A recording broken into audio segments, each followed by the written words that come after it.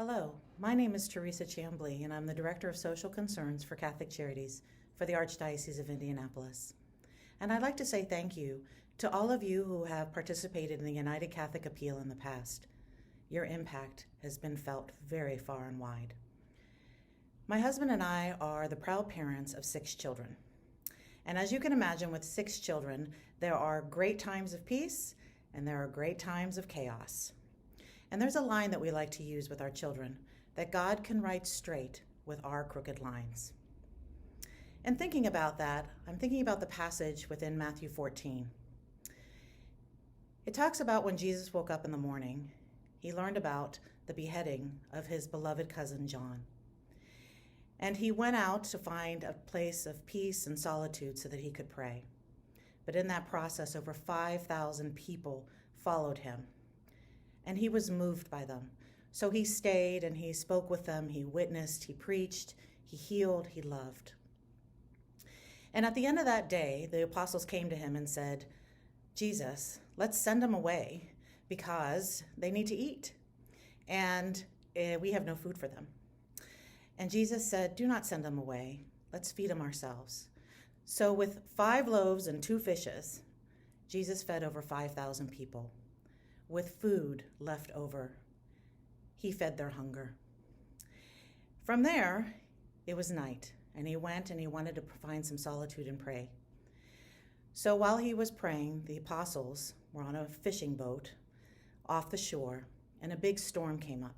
And as you can imagine, during nighttime, it's not very great to be out in a storm in a small fishing boat at night. And they became scared. And then lo and behold, who comes walking towards them but Jesus on water? Peter, being Peter, said to him, Lord, if it be your will, let me walk on water. And Jesus said, come. So Peter got out of the boat and he started walking on water towards Jesus. But then he had doubts and he looked down and he saw the waves, he felt the wind, and he became scared and he began to sink. Jesus, in his compassion, reached out and saved Peter. And as they were getting into the boat, Jesus said to Peter, Peter, you have little faith. Why did you doubt? And then the wind became quiet. And thinking about this scripture, God used a lot of crooked lines that day. Lines of sadness, hunger, anxiety, need for healing, lack of trust, fear. And they turned those crooked lines into opportunities of joy and hope, satisfaction of hunger, comfort, strength, and peace. I don't know about you, but I have a lot of crooked lines in my own life. And here within Catholic Charities, we get the opportunity to see a lot of people who walk through our doors and their vulnerability and asking us to walk with them in their own crooked lines. We see it in the mother who finds herself pregnant, who is scared and alone, perhaps even homeless, but she chose life for her child. We see it in the child who is seeking stability for someone to believe in them. We see it in the individuals and the families who find themselves homeless and just want a place to lay their head.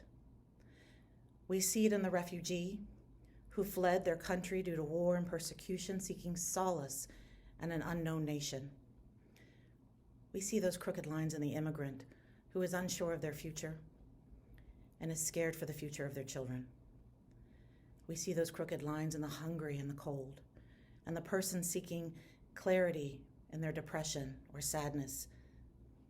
And we see those crooked lines in our senior citizens who are seeking solace from the isolation and loneliness they may feel, just seeking a companion in their life. Sometimes these crooked lines can seem overwhelming to us. But then I remember a quote from St. Theresa of Calcutta. God doesn't call me to be successful. He calls me to be faithful. And through your faithfulness, through all of our faithfulness, we have helped turn some crooked lines to laughter and to security and to companionship and stability, to family and to hope. It's pretty humbling, the thought of being able to be used by God to help other people in their journey. So I'd like to thank you for participating in the United Catholic Appeal.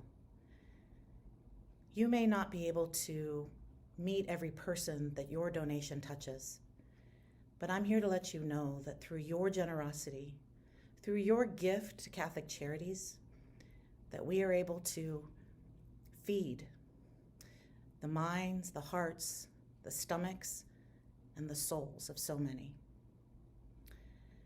Through your gift of hope, you are allowing the staff and countless volunteers to walk with those who seek help, which allows all of us, you and me, to be used by Christ in helping some crooked lines become a little straighter. And who knows, maybe God will use your generosity to help make our own crooked lines a little straighter. Thank you.